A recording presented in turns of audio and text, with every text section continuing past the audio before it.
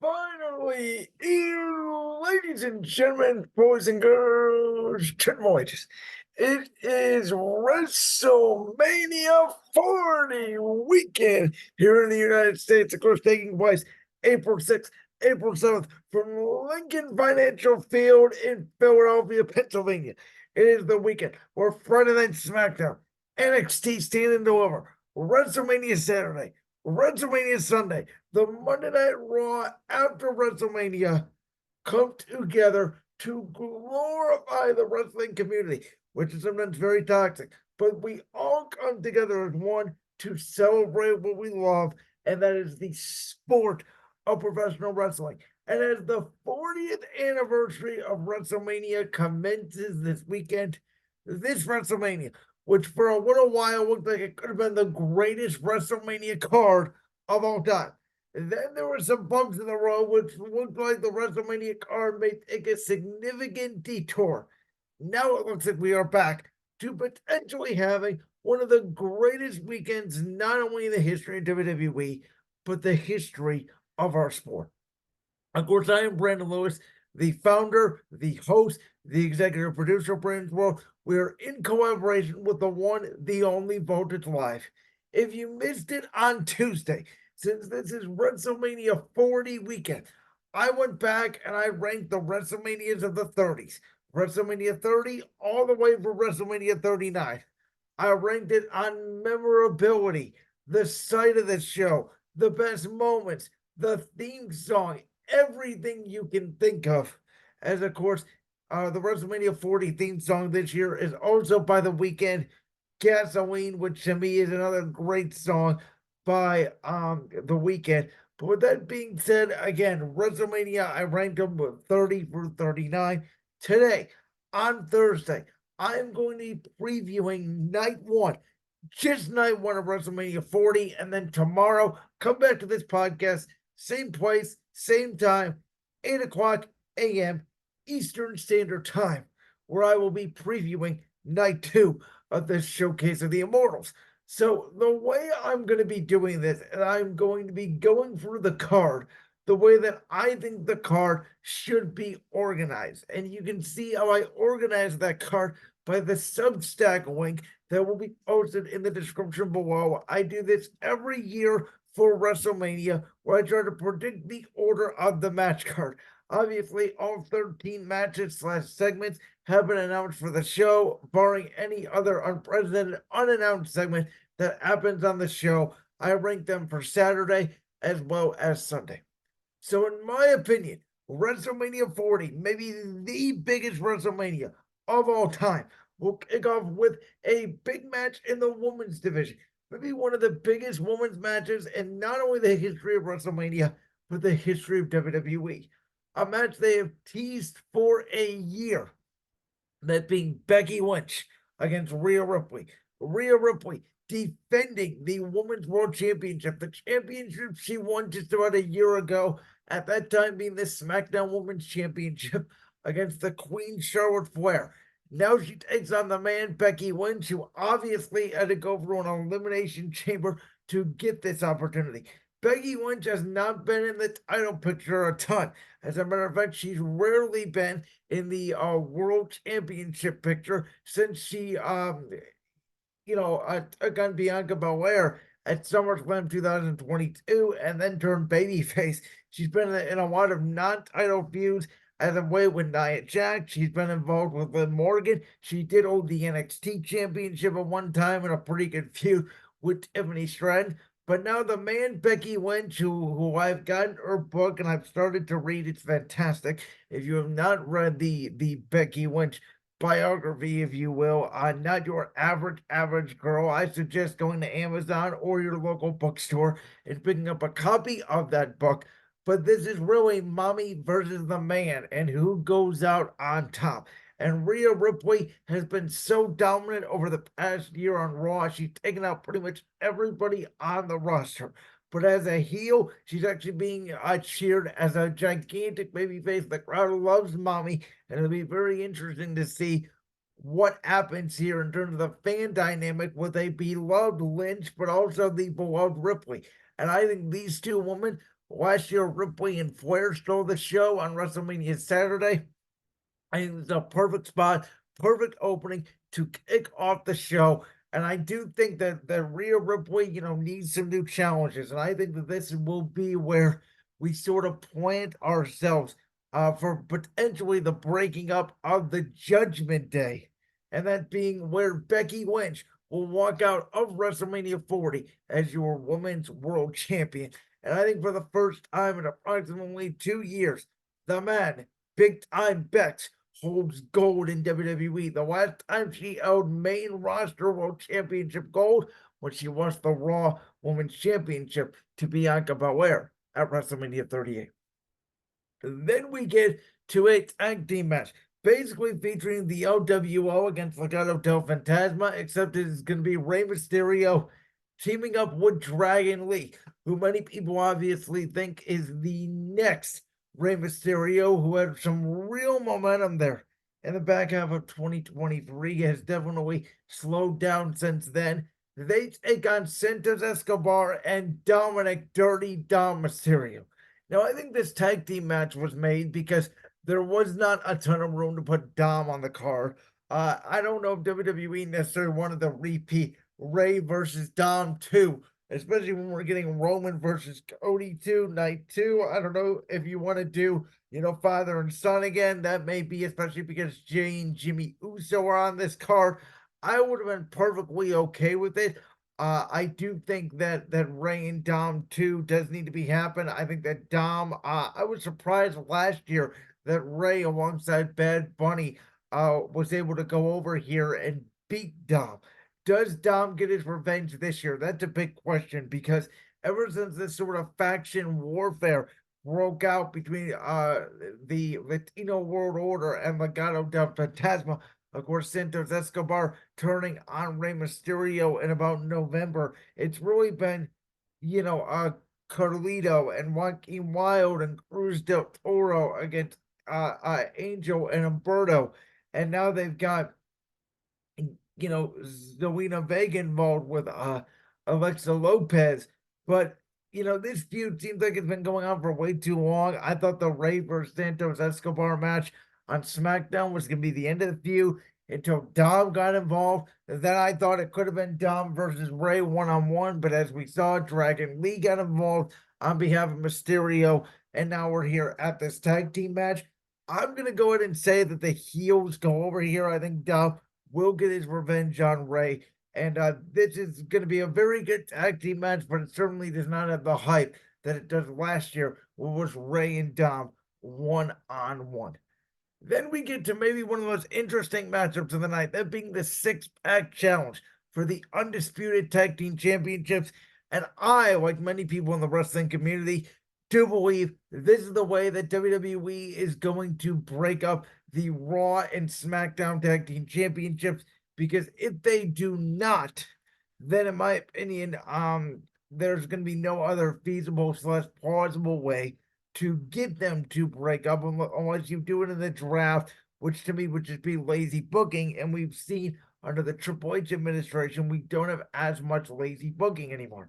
Of course, on the Raw side of things, we have the tag team champions, the Judgment Day. We have the New Day. We have DIY, who, as much as I do like Johnny Gargano and Tommaso Ciampa, and as much as they are making their WrestleMania debuts this weekend in the home of the Philadelphia Eagles, man, I thought the Creed brothers deserved to be in this match. I just thought that they out wrestled DIY when they had their qualifying match on Raw a couple weeks ago. I think Julius and Brutus Creed are just outstanding individuals. I think Julius especially could be a star in this industry. And then on the SmackDown side, we have Pretty Deadly, and we have Down Under, Austin Theory and Grayson Waller. You take a look at a guy like Austin Theory, last year opened up the entire show, big United States Championship match against John Cena, and really did not do anything with that championship. That storyline is what really turned into, Rey winning the title from him, and then Santos Escobar turning on Mysterio, and now Theory has kind of been lost in limbo here. But could he get some championship gold back?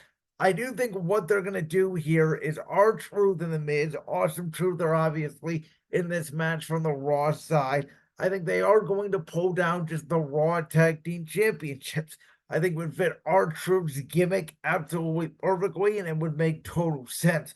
That R-Truth then would think that he would win the match. He leaves, and then I think one of the heel teams on the SmackDown side, I personally think Pretty Deadly, has tons of charisma, and I think that they would deserve and would be great with the opportunity with the SmackDown Championships.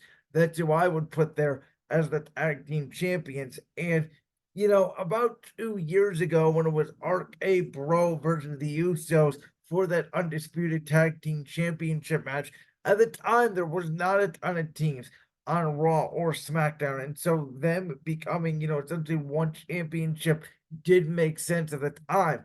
But you put all these six teams in the ring. Once you have a team like the Street Profits, once you have a team, like the Creed brothers, plus you have a team like Alpha Academy, and all these other teams that are in the mix on both Raw and SmackDown. Of course, the new Czech Republic with Tyler Bate, Pete Dunne. You got AOP and the Street Profits, who I already mentioned, who will be on night two. So it just shows the depth, in my opinion, and you can include, the LWO and Legado del Fantasma in that as well. I think it just goes to show the depth of the WWE Tag Team division. Where last year we were getting Jay and Jimmy Uso defending the championships against Kevin Owens and Sami Zayn, which was an emotional bout and definitely deserved the main event of night one. But it just shows you how the tag team division in WWE has grown over the last year. Then, in my opinion, we will get the Intercontinental Championship match right in the meat of this card.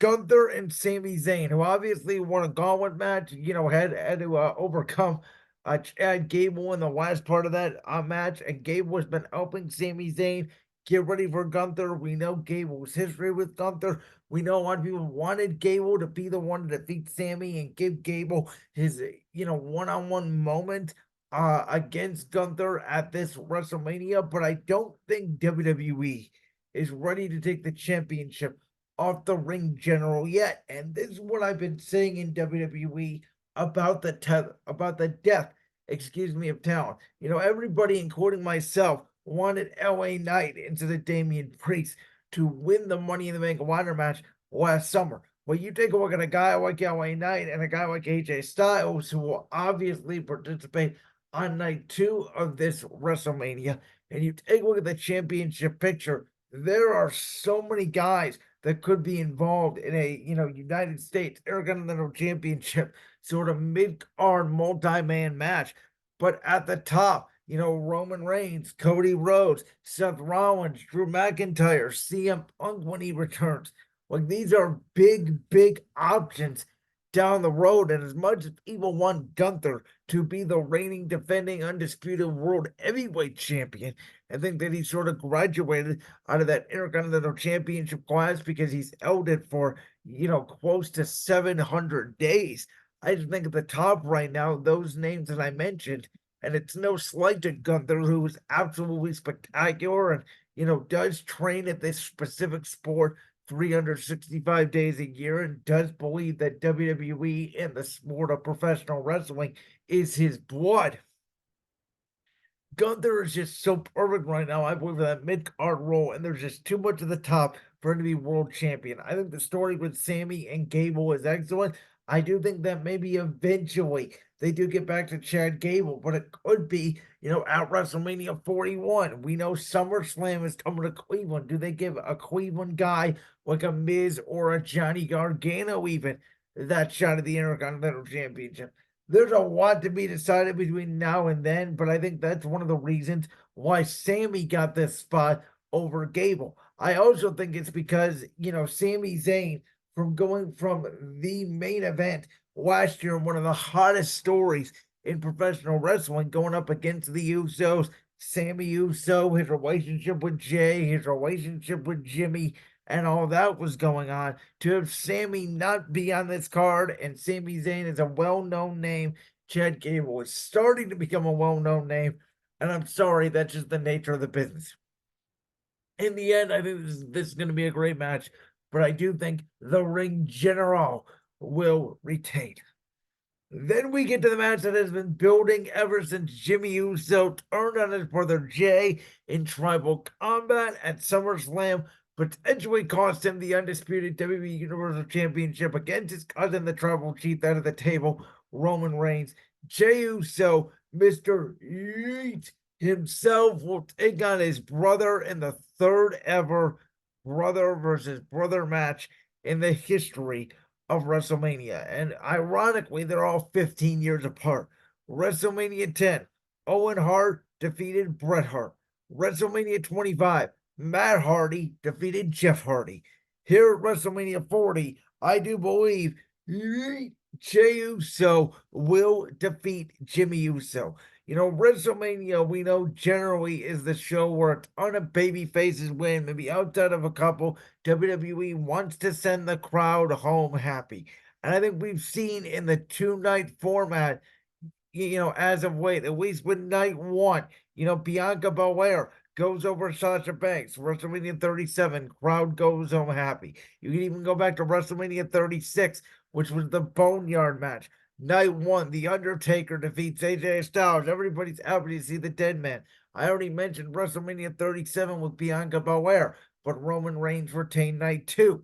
WrestleMania 38, obviously the end of night one. Stone Cold Steve Austin stunning everybody after he made that incredible comeback against Kevin Owens. On night two, Roman Reigns retains. Last year, Kevin Owens, Sami Zayn go over in night one, but Roman Reigns retains in night two.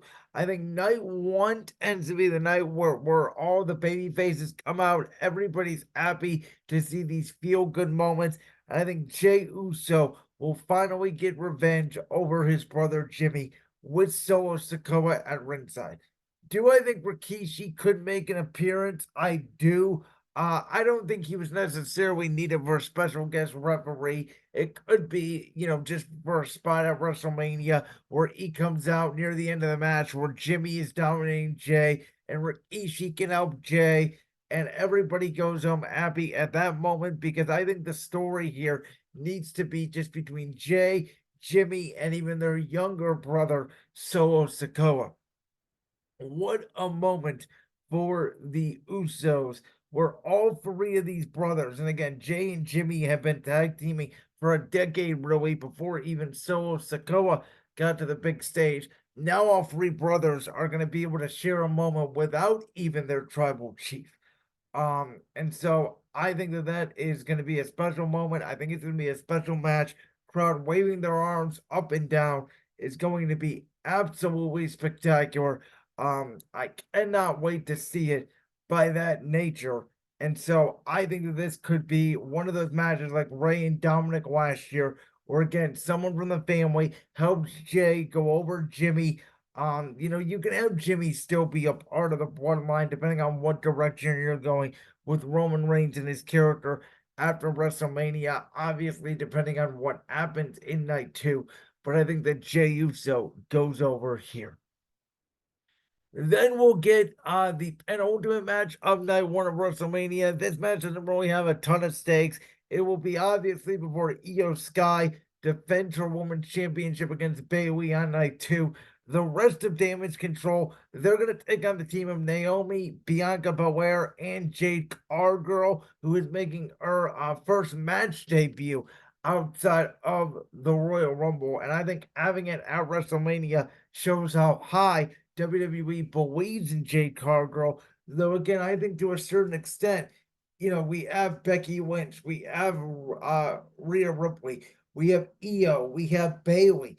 I mean, it just goes to show that, as talented as people like Bianca Belair, as talented as people as Nia Jax, as a Liv Morgan, as a Tiffany Stratton, there are some of these wrestlers that are not getting on this card. Again, it just shows the depth of the WWE Women's Division, where Bianca Belair, who, was in high-profile championship matches, in the last 3 years of WrestleMania, has been relegated to this point in the card. Now, I had said, even though I get why, in a way, they are doing Io Sky versus Bailey one-on-one for the women's championship. Me personally, I would have preferred a triple threat match between Bailey, Io, and Dakota, and then you could just do, maybe a 2-on-2 for the tag titles with Bianca and Jade Cargill versus Asuka and Kairi Sane, and unfortunately, it would pretty much leave Naomi out of the card, which again is unfortunate because these women deserve to be on the card, but that's the direction I would have gone. It just feels a little empty without the original Damage Control member, Dakota Kai, in that match with Io Sky. I'll talk about that a little bit more tomorrow on night 2. But I just don't see how Damage Control gets the win here. I think it's going to be pretty dominant. I think Jade Cargill will in one of the ladies, probably Kairi Sane. I think they'll end up protecting Asuka and Dakota Kai. It could be wrong. It could be Dakota taking the pin. I doubt that Asuka will take the pin. Triple H has been known as an Asuka supporter pretty much his her whole career, and as was the one that mostly built that undefeated streak down in NXT. But I think this will be a very quick match before we get to the tag main event. Bianca, Naomi, Jade will have their way. They will all look very strong as two of those ladies. Of course, Jade making their debut at the Royal Rumble, Naomi returning at the Royal Rumble. So pretty much some debut slash return match for two of those women. Okay, now we get to the main event of night 1, which we all know what it is. It's the Cody Crybabies, and it's the World Heavyweight Champion, the Visionary, the Architect. He takes on the final boss and the Tribal Chief. And I'll be the first one to admit it. I've been talking about this story ever since the Royal Rumble. If I was booking this year's WWE, it would have not been as good as what we got because CM Punk would have won the Royal Rumble. He would have challenged Seth Rollins. We would have got The Rock against Roman Reigns, and we would have just said Cody Rhodes somewhere else down the card because I don't give a damn about Cody Rhodes finishing his story. I've said this all along. I don't think Cody Rhodes is that guy. I don't want him to finish the story, and I think there's so much meat on the bone to the Roman Reigns Rock rivalry. You can have The Rock stay around now past WrestleMania. We know the WWE is going to France. We just learned the other day that they're going to Scotland. We know they're going to Canada. We know SummerSlam will be here in Cleveland. We know they're going to Berlin, Germany at the end of August. So there's so many international shows coming up that I'm very excited for that I think that The Rock could be involved in.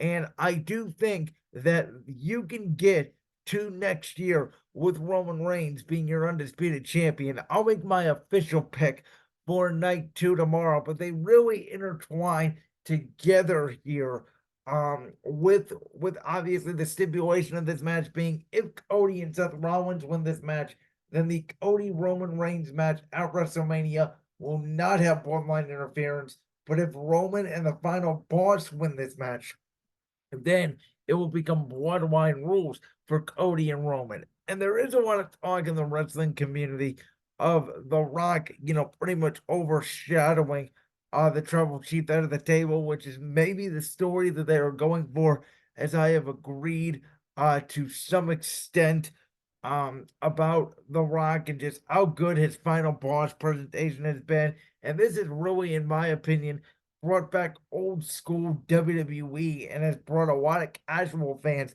back to the product. We're seeing ratings increase constantly. We're seeing television attendance numbers through the roof. Raw this past weekend was their 16th consecutive sellout, which is a record for company history, even more than the Attitude Era. So it just shows you again how much has been going on there in WWE and how hot the product is and how great of a product WWE is now. Where 2 years ago, no one was talking about WWE, and The Rock has seemingly come back at the perfect time.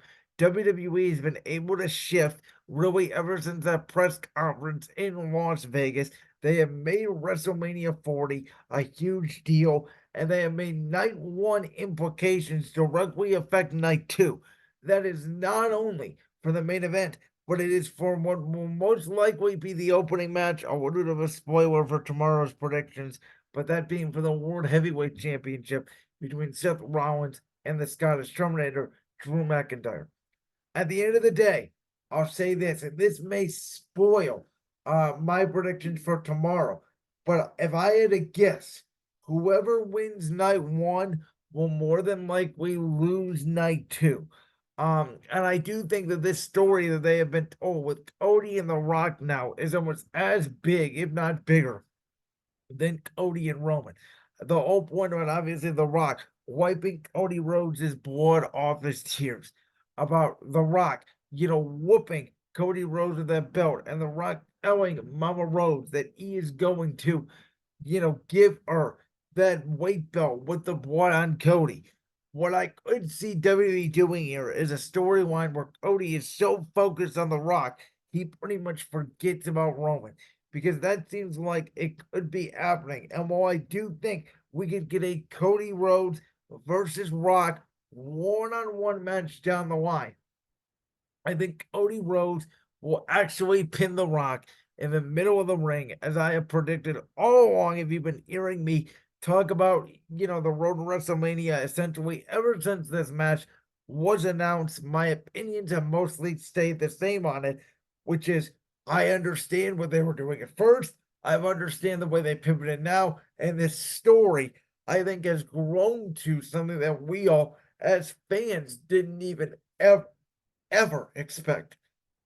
And that being, obviously, Cody Rhodes and Seth Rollins teaming up against The Rock and the Tribal Chief on night one. And I think the theme will stay the same that they've done for the last 3-4 years, which is the baby faces send the crowd home happy on night one. And the question will be, will it flip? And will Cody Rhodes not only dominate the borderline on night one, but will we walk away the undisputed champion at the end of night two? That's a question that we will find out tomorrow on Brand's World. I thank you for listening to my WrestleMania 40 night one predictions.